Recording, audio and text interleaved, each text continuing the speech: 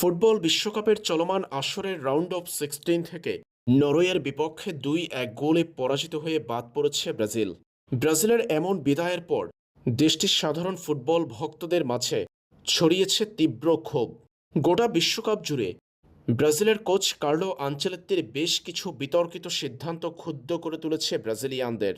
যেমন নেইমার জুনিয়রকে বিশ্বকাপ স্কোয়াডে রাখতে না চাওয়া, এরপর বিশ্বকাপ স্কোয়াডে রাখলেও সব মিলিয়ে 2 ম্যাচে 30 মিনিট খেলানো, নরওয়ের বিপক্ষে ভিনিসিয়াস জুনিয়রকে পেনাল্টি নিতে না দিয়ে ব্রাজিলকে পিছিয়ে দেয়া, এই সমস্ত বিষয়ে ভুল করেছেন Italian coach Carlo Ancelotti.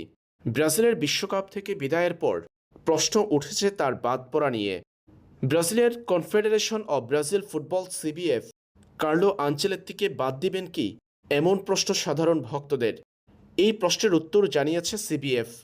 Brazil ফুটবলের সর্বোচ্চ নিয়ন্ত্রক সংস্থা জানিয়েছেন কার্লো আনচেলত্তি চালিয়ে যাবেন ব্রাজিলের দায়িত্ব। নতুন চুক্তিতে 2030 সাল পর্যন্ত ব্রাজিলের দায়িত্ব পালন করবেন কার্লো।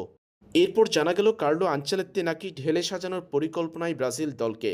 আনচেলত্তিকে বাদ দেওয়া হচ্ছে না, বরং ব্রাজিল দল থেকে বাদ দেওয়া হচ্ছে বেশ কয়েকজন পরিচিত তারকাকে। তালিকায় আছেন কাসেমেরো, মার্কিনোস, দানিলো, আলেক্সান্দ্রো, নেইমার জুনিয়র এবং অ্যালিসন বেকারের মতো তারকারা। এমন চাঞ্চল্যকর খবর বেরিয়েছে ব্রাজিলিয়ান সংবাদ মাধ্যমে।